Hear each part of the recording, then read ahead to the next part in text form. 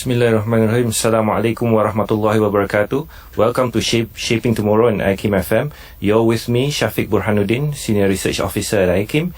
And Alhamdulillah, we are today for a live episode, live show on Facebook Go Live as well, with a very distinguished guest. Alhamdulillah, he is Professor Dr. Wan Mohd Wan Mohd. Assalamualaikum, Prof. Waalaikumsalam warahmatullahi wabarakatuh. Thank you very much for joining us today. Welcome. Thank you. So, just allow us to briefly introduce our guest today. Professor Wan is a scholar, educational administrator, intellectual activist, a motivator, and a poet.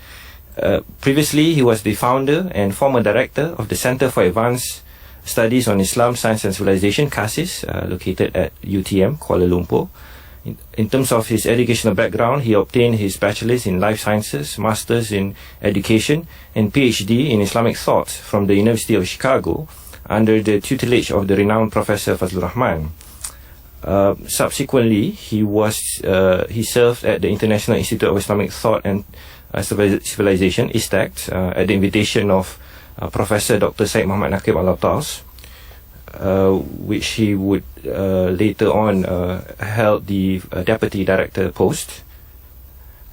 In terms of publications, Professor Wan has written more than 16 books and monographs, as well as more than 40 academic articles in local and international journals, which are also translated, I believe, into many languages, including Indonesian, Turkish, Japanese, Persian, Russian, Bosnian, Arabic, Mandarin, and Macedonian, among others.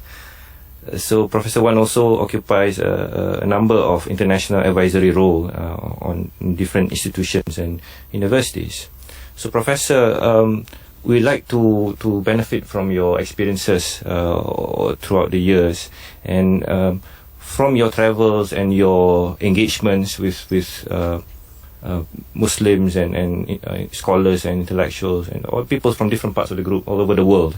How do you observe concerning the state of affairs, concerning knowledge, matters pertaining knowledge, perhaps in the Muslim world to begin with? Because you have written, in fact, one of your prominent book is called Budaya Ilmu. I'm just going to show it on our Facebook video here. And you are, inshallah, I was told that you will have a third edition for this book. You have spoken about Budaya Ilmu, basically the culture of knowledge, but how do you see the current state of affairs pertaining to the culture of knowledge pertaining to Muslims? Please, Professor. Yeah, thank you very much. And thank you for inviting me to IKIM Radio. The development of knowledge in the Muslim world, Alhamdulillah, has grown by leaps and bounds, although it is still quite behind compared to other religious traditions, particularly Judaism and Christianity, because of historical and colonial experiences. But by and large, in the last 3 or 4 decades, Muslims have made progress, especially among the female sector, including in the Middle East and South Indian subcontinent and in the Malay world especially. So quantitatively, knowledge-related activities have grown, Alhamdulillah, Rabbil Alameen. But paradoxically, more and more studies have indicated that as more and more people acquire the higher education, yes, this refers not only to Muslim, but to across all these traditions, Islam, Judaism, Christianity, and other Eastern religions also. yes, There seem to be an increasing lack of religious awareness, and in fact, the studies by Pew Research Center in the US for several years now, and studied by Gallup Win poll based in Zurich, indicating that the trend of irreligiosity and atheism is increasing among educated classes, including in the Muslim world. yes. One study which attracted my attention was that in one conservative country in the Muslim world, in the Middle East, about 5% of its citizens claim to be convinced atheists, and these are among the most highly educated and most economically advanced. Of course, this may be just one study, but these studies have been widely cited and commented by scholars all over the world. Yes. So we are concerned as scholars, as observers of Muslim communities, that this education that we are implementing, are they better for ourselves and our communities, or are they producing reverse effects So this thing needs to be studied further. I see. So you've mentioned, Prof, that we have made progress quantitatively, but not so much perhaps the qualitatively in terms of the quality. Yeah. Is this the case, Prof? Have we been perhaps disconnected from our tradition, or of how we even understand knowledge in our worldview, for instance? How would you can you elaborate more on how you understand this term knowledge after having studied with and being very close with two prominent Muslim thinkers, that is Professor Fazlur Rahman and Professor Alatas? Yeah, the challenges that Muslims are facing are not only the concern of the Muslims, because the influence of secularization as a philosophical program is not only affecting Muslims, but all religions, Judaism, Christianity, Buddhism, Confucianism. Right. Except that perhaps in the case of Islam, we are most strong in trying to protect the foundational teachings stated in the Quran and the authentic tradition of the prophets and the consensus of the scholars in our tradition. Therefore, people like, say, Prof. Nakib Alatas, in his many writings for the last, say, 40, 50 years, Yes. he has been saying that the challenge we are now facing is not a challenge of mere ignorance, because we have established more and more universities, more and more colleges, therefore we have more and more educated people. But there seems to be a gradual confusion with regard to our priorities, which reflect a change in our value with regard to the nature of what is more important and what is less important. My earlier teacher, the late Prof. Fazlur Rahman, also recognized this problem, that Muslim remains to be backward, but his solution seemed to be trying to modernize Islam education by adopting and adapting to modern requirements without having more regard to the classical tradition as such. So in that sense, he was modernistic. Whereas the solution posed by Prof. Alatas is not only trying to modernize, but also trying to transform modernity to suit the framework of the Muslim as understood by the best Muslim thinkers before, as reflected also in the teaching of the Quran and the sound tradition of the Muslims. Right. So both scholars, whether they are modernists or traditionalists, they emphasize the importance of knowledge and how Muslims must respond to the modern world, except that the solutions are not exactly the same. But Prof, perhaps you could elaborate more how these the two scholars you've been very much acquainted with understand knowledge, because it may be that in many cases that even this very term, the meaning of knowledge itself has become vague or has become restricted. Could you share with us that in the case of Professor Alatas and Fazlur Rahman, between them alone, are there any major difference pertaining to how they conceive or understand knowledge? Of course, since we are limited in time, yes, let me just summarize what I interpret to be knowledge as we understand it, primarily as understood in the Muslim tradition, elaborated by, say, Prof. Nakib Alatas. Yes. Fazlur Rahman's approach is more modernistic, as I said earlier, in which to him knowledge is facts, information, which are relevant for the Muslims. Right. But this fact and information must be interpreted by using, say, modern humanistic sciences and modern sciences as well. Right. So in that sense, he is taking a more historical approach, allowing some aspects of Islam to be changed and transformed based on the requirements of modern times. Whereas more traditional scholars like Prof. Alatas is taking a slightly more critical approach toward modernity. Right. Although we must address modernity and adopt modernity to suit the requirement of Islam, but we must not take modernity at face value. The philosophical foundation of modernity must be challenged, because some of it are acceptable to us, to Islam, but some of it must be discarded, must be challenged, because they differ from the requirements of Islam. Perhaps you could give more examples, Prof. What are the aspects of modernity that we ought not to take at face value? Before answering that question, let me go back to the understanding of knowledge that we are trying to get at before we go to these modernity aspects. Okay. So knowledge, which Prof. Nakib Alatas and the more traditional scholars of Islam have been upholding, is not just mere facts. Right. Because facts can be artificially created. Knowledge are meanings that the soul understood, and how these meanings finally will make us recognize Allah and worship Him properly. Yes. So finally, from the traditional Muslim perspective, all knowledge must lead the owner of that knowledge to be better Muslim, better mu'min, better muhsin, to be a better ethical and a better person of adab in that sense. So primarily, knowledge has got a purpose. It's not just mere acquisition or mastery of it, but rather to use knowledge to better ourselves as a Muslim, as the Khalifah of Allah in this world, as such. Right. So, but would you say this traditional understanding has been eroded over the years? You mentioned this secularization influence. How do you see this has impacted our education system, perhaps in particular our higher education system, pertaining to how we understand knowledge? Of course, when people talk about secularization, we must separate between secularization in the simple sense of acquiring understanding of the world, managing the world, and living well in the world. That is not what Islam opposes. Okay. Islam commands us to master the world, to live well in the world, Yes. to control the world. Yes. Right? But the secularization that we are opposing is a philosophical program that says that all values are changing, no values are permanent, and all values are decided by what is here and now. Yes. And there's no values that respect afterlife, that respect the soul, and so on and so forth. Yes. So secularization is not something that can be regarded as merely this worldly, because Islam commands us to respect this world, and to manage this world, and in fact to be masters of this world. But for what purpose? Okay. So in that sense, we must use the word secularization properly. The one that we are opposing is secularization as a philosophical program which denies the fundamental nature of reality. We deny permanent values in ethics, in religion, and in social life as such. To what degree would you say secularization has permeated in our higher education system too? Yeah, the firstly, it has permeated the very purpose of seeking knowledge.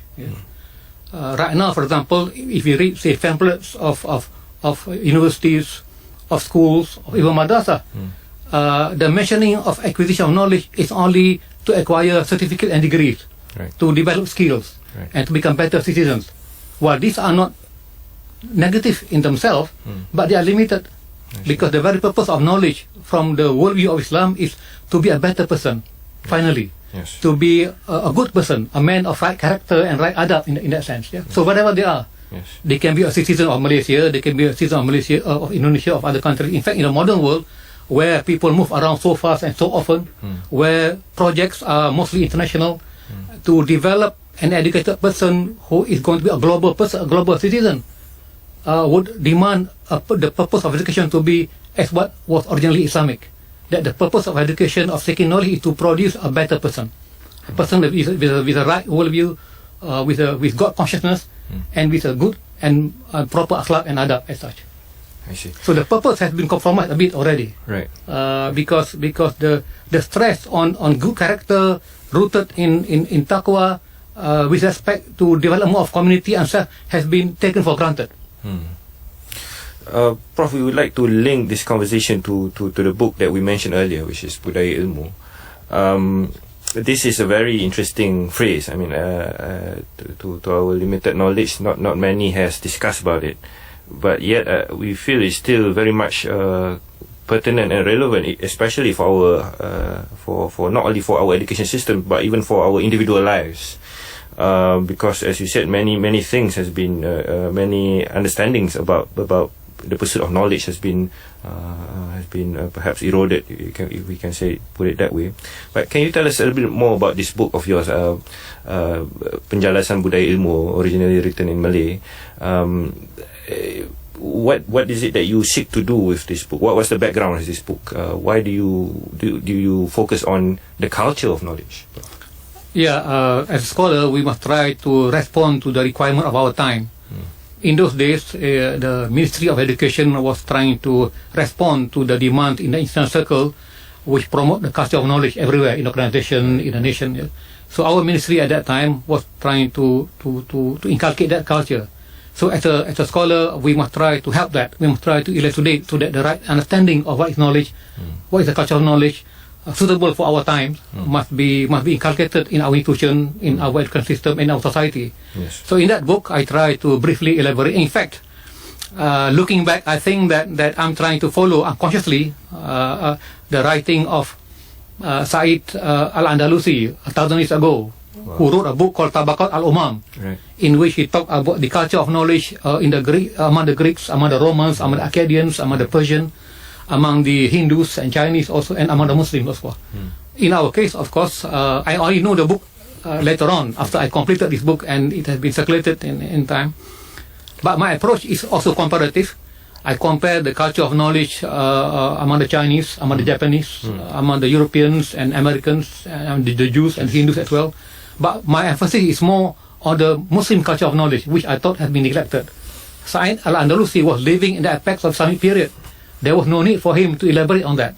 But in our time, because we are becoming quite ignorant of Islamic culture and tradition and its knowledge framework, therefore I thought it's my responsibility to talk about the aspect of knowledge culture in Islam, in our tradition, in comparison with what other people have done and are doing in the present world.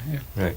And I think a lot of our readers will find, our listeners will find the book interesting, as you give a lot of anecdotes, the actual life stories of prominent scholars in our history.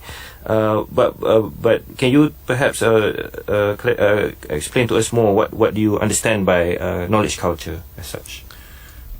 Well, to me and to Muslims in general, in the past as well as some in our time, knowledge culture is an attitude of the mind and the behaviors of people in society as such that respect knowledge, that promote knowledge, that try to put knowledge as among the highest virtues, as the guide to their all other actions, which promote justice, proper freedom, harmony and success, personally in this world as well as in the after, as well as for social advancement. But also a culture of knowledge is an attitude of mind and of society that rejects, that hates ignorance, lies, falsehood, fake news, and things of that nature. So a culture of knowledge is not just a culture that respects and promotes learning and knowledge, seeking truth and betterment of self and society, but an attitude that rejects any form of falsehood, half-truth, and lies. So it's very clear what you mean here is not merely some kind of environment that involves reading books, but more profoundly you go beyond that, stating that it's an attitude of mind. But how would such attitude of mind emerge? Perhaps we see many of our youth today don't feel inspired with seeking knowledge after they have graduated from the universities. But how do you see? How would you clarify further? How would this realization of wanting to realize, wanting to live this kind of knowledge culture as practiced by our great scholars in the past, be achieved again, Prof? Yeah, I think, and many Muslim thinkers, contemporary as well as in the earlier time, have realized that when the worldview of Islam is allowed to change, the role and place of knowledge in that worldview also changes, as well as many other key factors there. So, due to the effect of secularization as a philosophical program and some other form of confusion and error in knowledge, knowledge has not been placed in its proper pedestal, in the proper location in the worldview of many contemporary Muslims. It is still important, but not in its original sense. So people study knowledge in order to get a job, in order to be wealthy, in order to be famous, in order to be independent of other people, but not to be inherently religious and ethical in the true sense of the word. Therefore, when somebody can become wealthy and rich and famous without having right knowledge, they discard that knowledge because they have already attained what they seek to attain. Whereas, in our proper worldview, the seeking of knowledge is not merely to attain a high position, to attain a better economic status, which are not negative, in fact, which are encouraged, but not for its own sake. The purpose of seeking knowledge is to finally to know Allah subhanahu wa ta'ala, to know yourself and how to improve yourself so that your life is in accord with the requirements of God, with the example of the Prophet and all the great Muslims of the past and the present as well. So the purpose has been sort of shifted and inverted to some extent. So because of that, when young people find faster and easier ways to seek fame, to seek wealth, to seek glory, without having to go through the rigor of searching serious and proper knowledge. They will discard that. Yes. Ladies and gentlemen, we are live actually on IKIM Radio on Shaping Tomorrow with our distinguished guest, Professor Dr. Wan Mohd on the topic of the importance of knowledge culture for our future. Hope you don't mind we take a quick break, Prof. Inshallah, we'll be right back. Stay tuned to Shaping Tomorrow. Thank you. IKIM FM. And I shared earlier some of his publications, but I wish to show one more of his publication for our viewers on Facebook or Live. This is also another major contribution or publication by Professor Wan. It's titled The Educational Philosophy and Practice of Professor Syed Nakib Al-Atas. I believe it's still available to be purchased in the place where he used to teach at Cassis UTM. And today we are discussing on the importance of knowledge culture for our future. So going back to our conversation earlier, Prof, can you please elaborate more about how is the knowledge culture understood by the Muslims different or with those of other civilizations in our history, for instance, Prof? Yeah, first I want to clarify a major misunderstanding against Islam and Islamic teachings. They say that Islam is a very exclusive religion. Okay. Therefore, its worldview, its knowledge culture are also exclusive. This is not entirely correct. Okay. There are some similarities between the religion of Islam and that of other religions, including, say, Judaism, Christianity, Hinduism, Confucianism, but there are also fundamental differences. Yeah. Okay. We must recognize the similarities in order to cooperate, to work together, to achieve betterment, to live in this world. Yes. Especially in the ethical, moral, and societal aspects. Yeah? Yes. But we cannot forget, and we cannot ignore and belittle the underlying profound philosophical and theological differences that exist. Yes. Even on some ethical level, we do differ. Yeah? Yes. So on this regard also, the culture of knowledge in Islam does have some similarities with those of other religions and worldviews. Yes. Take, for example, with regard to, say, religious aspect. Okay. Yeah? The culture of knowledge in Islam recognize, say, the wisdom in the tradition of the Jews, which have some of them have been authentically verified and authenticated. The culture of knowledge in Islam also accept some of the teachings of Jesus, Isa alayhi salam, for example, and some of the rabbis as well. Yeah? And the ethical teachings they are found in the Hindu tradition, in the teaching of the Chinese, and the teaching of the pre-Islamic Iranian thinkers and leaders who were adopted by Muslim scholars, including Imam Al-Ghazali himself, in his writing on Nasihatul Muluk, for example. Yeah? But there are fundamental differences, which we'll go later on. Yeah? On some other similarities, on the use of reason, for example, the use of logic. Muslim took with great respect the logical understanding and framework, the mathematical achievement of the Greeks. And some of the Persian, some of the Hindus also, they absorb and they admire that. Yeah? The medical achievement of earlier tradition were absorbed into Islamic tradition as well. Yeah? That's why logic, mathematics were accepted by Muslims very respectfully and profoundly. But there are fundamental differences. One is, of course, with regard to the purpose of seeking knowledge. Yes? We seek knowledge not only to enhance our life in this world, but more so to be a proper servant of Allah, to attain His redha for the final living in the world hereafter. And the categories of the knowledge also will differ. We have got a knowledge which we regard as fardu ain, of which no Muslim should be ignorant of. Knowledge of the Quran, of the Hadith, of himself, of akhlaq, of his psychology, of history of the Prophet, and many other things pertaining to this. Of course, other traditions do not have this kind of aspect. But fardu kifayah knowledge, or fardu kifayah knowledges which are required to strengthen our society, science, technology, computer science, medicine, law, humanities also. This we can share and we can learn from other people as well. So it is not correct to glibly say that, well, Islam and Islamic culture of knowledge is exclusive. Therefore, by being Islamic, we are not going to learn from other people. It's pure nonsense, and ahistorical also. Right.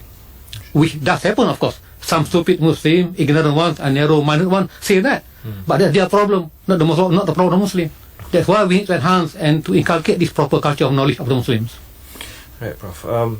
But would you say that now that perhaps the dominant civilization to the Western civilization have pretty much absorbed the achievements of the Muslims, would you say that in order to continue this knowledge culture tradition that we once had, it's a matter of just absorbing back from the Western civilization, for instance, Prof?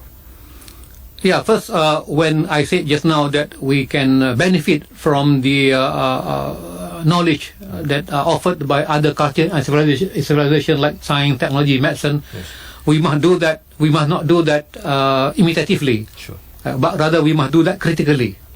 right, by sieving them, by interpreting them through the prism of our worldview and our knowledge framework and what is important for us. That's why Muslims are asked to pray for useful knowledge, not only knowledge of religion, our religion, but knowledge of other sciences as well. yes, Things that are not useful, based from our worldview, our knowledge and legal framework, we should discard them. So we must learn from everywhere, from everything, but it must be done critically. But this is exactly something that the Muslims are struggling to do, to really execute into this context. Would you say, Prof? And what do you consider to be the main challenges or obstacles so that we can resume this tradition that we once practiced? First, we must be confident. We must be deeply aware of our own worldview of Islam from the authentic sources, as espoused and deliberated by the Prophet ﷺ and by the best Muslim thinkers and scholars and leaders of the past and of present time also. We must be confident of that. Right. We must not demonstrate any form of inferior complex toward this framework and understanding. Secondly, we must be aware of who we are in this world, that we are the best ummah ever created. We are supposed to be the Khalifah of Allah in this world. Yes. Therefore, as Khalifah, you must master all the knowledges that are pertaining to this world as well, and be a good example to mankind as such. Yes. Once we are aware of these responsibilities and this amanah, therefore we take the pursuit of knowledge as a fard, as an obligation, not a right, not as a right. Because a right you can dispense with, but a responsibility you cannot dispense with. Either it is fardu ain or fardu kifayah. Yes. But as fardu kifayah also, it can be a fardu ain. For example, to be a medical doctor is a fardu kifayah. Not everyone should be a medical doctor. Yes. But those who willingly decide to become a medical doctor, it becomes fardu ain for him to be a most excellent medical doctor. He must know all the disciplines, all the ethical background, how to be a proper medical doctor, so that he can be a proper servant to our community. Because if he fails to do that, then the whole community will be dependent on other people, and the whole community will be burdened with responsibility to answer in front of God in the hereafter, because the burden of fulfilling the fire is not being fulfilled.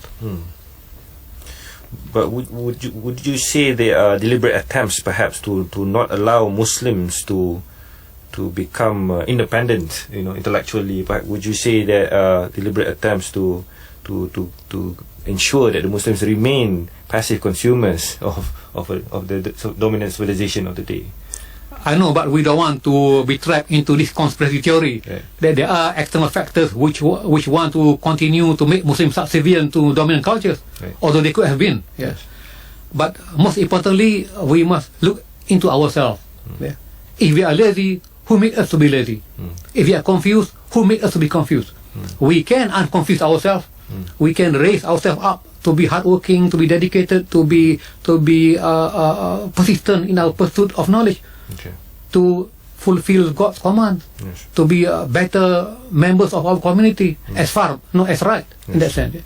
So if we are behind, although there may be forces that want to dominate us, which is natural, of course, but blaming others is not our solution, because we cannot control what others do, but we can control what we do.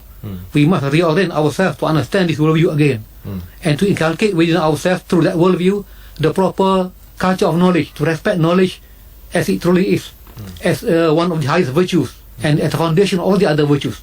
Without knowledge, you cannot be just. Without knowledge, you cannot be courageous. Without knowledge, you cannot be harmonious. You cannot be brave. Therefore, knowledge is the mother of all virtues in that sense. And in opposition to that, jahil or ignorant is the mother of all evil in that sense. Although not all evil people are ignorant, but the basis is ignorance, which causes them to be evil. Prof, I was wondering whether you could elaborate further, because earlier you mentioned about how Muslims in the past would confidently benefit from wisdom. You used the term wisdom. How is wisdom understood in relation to knowledge? Perhaps because wisdom as a term, I don't think is used very often anymore in our higher education institutions, for instance. Yeah, briefly, I think hikmah, wisdom, is knowledge, of course, but knowledge rarely applied. A wise man is a man who has knowledge, but he applies that knowledge wisely, with the right place and timing. Therefore, it produces the right effect. That's why he's called a wise person. A person who is merely knowledgeable but apply it wrongly cannot be called a wise man. He's called a stupid man, isn't it? Although he may be educated, but by applying wrongly, too much or too little, will not produce the right effect. So a wise person is a person of knowledge, but he knows the requirement of the target audience whom he wants to help and whom he wants to educate. So that's what wisdom is in the simple sense. Right. I also like to touch a chapter in your book on this culture of knowledge and penjelasan budaya ilmu. There is a chapter on Islamization of contemporary knowledge. Now this is a term I'm sure you have alluded to this matter earlier, but this is a term greatly misunderstood by many people, including Muslims themselves. But would you say this program, Islamization of contemporary knowledge, need to be more understood more systematically and be embarked upon by many Muslim leaders, educational leaders especially? Of course, nowadays Islamization has become bête noire, has become a politically incorrect phrase or word, because it has been politicized so much. Right. But Islamization is a process in which Muslims, in their personal and collective life, try to interpret and live Islam in the best possible manner. If you take that meaning, which is the most foundational meaning of what Islamization is and should be, therefore it's no longer politically incorrect. It becomes a necessity first for every Muslim to understand Islam. And of course, to understand Islam means he must have proper knowledge of Islam. What does he do after he understood it? He must practice it, because knowledge without practice is no longer possible. Because knowledge demands him to practice that, but he must practice that with moderation, with wisdom, with justice. Therefore that's what Islamization is. And because Islam affects all aspects of human life, in family, personal, collective life, in politics, in economy, in law, therefore it will affect all aspects of society. In that sense, Islamization is a total process, but it involves education, it involves wisdom, it doesn't involve force in a negative sense. Right. So it's not necessarily something that the state has to impose on the population as such. Imposition without proper reception by the people will create anarchy, will create rebellion. But the state has got a responsibility so that people understand Islam in its proper and holistic sense, not merely as a political and legal entity, but rather as an entire entity. Because Islam includes, of course, the understanding of its worldview, the spiritual aspect, the moral aspect, adab aspect, and the cultural aspect as well. But right now, much talk about Islam and its implementation in society is reduced to law. Yes. Therefore, it becomes highly controversial because of that. Because law requires power, and power requires exertion of its power. But when you talk about education, you talk about dialogue, you talk about understanding, you talk about willingness for somebody to transform himself and in his society through dialogue, through discussion.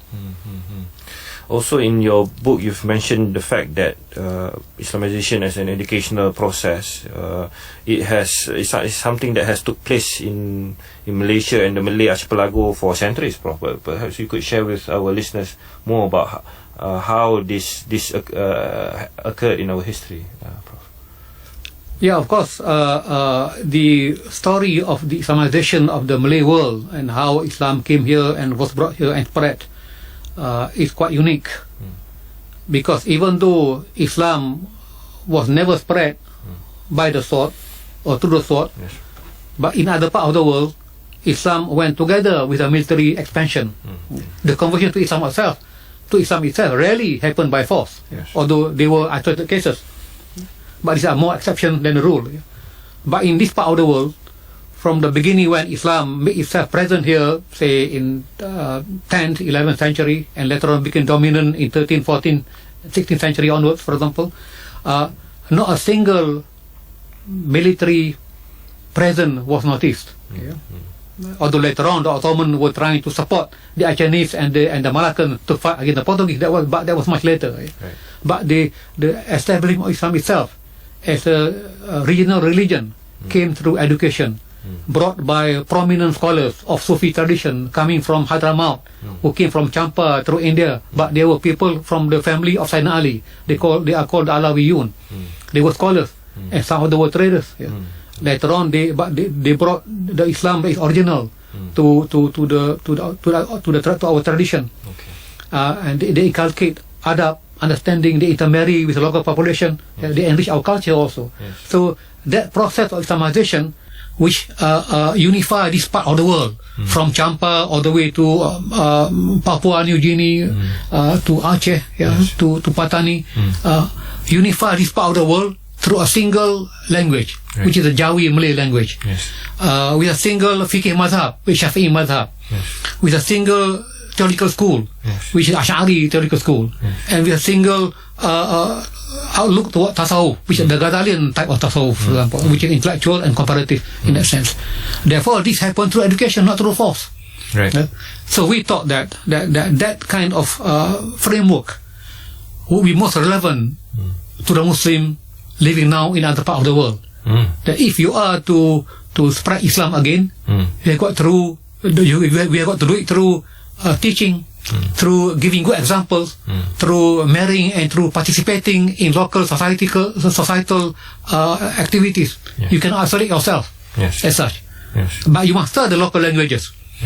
There are Muslims in Europe, in America, in everywhere who stay there for decades but do not master the language of the country in which they are settling.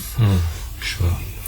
Prof, actually we don't have much time, maybe just 2-3 more minutes, so perhaps to conclude, perhaps we'd like to ask you to share some advice to our listeners, perhaps in particular to the educators, because I think the educator's role is most critical to realize again a lot of the praiseworthy achievements that you've highlighted earlier.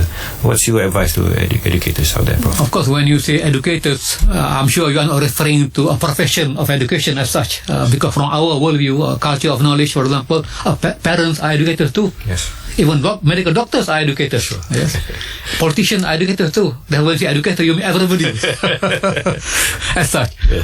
Therefore, my advice to them, if I may, is that to ensure that the proper worldview of Islam, as understood by the Prophet and his companion and the best tradition of Islam, should be revisited, should be inculcated into our education system and all system of our society. Effectively and consistently, and then to revive again this knowledge culture, to put knowledge as the mother of all virtues, before we can talk about corruption, justice, courage and other things, because without proper knowledge, courage can be very negative. Without proper knowledge, justice can be producing a reverse result as such.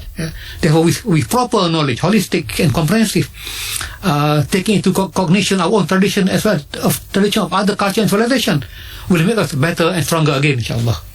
Alhamdulillah, thank you very much for that very enlightening sharing, Prof. Inshallah, we hope to have you again in our show.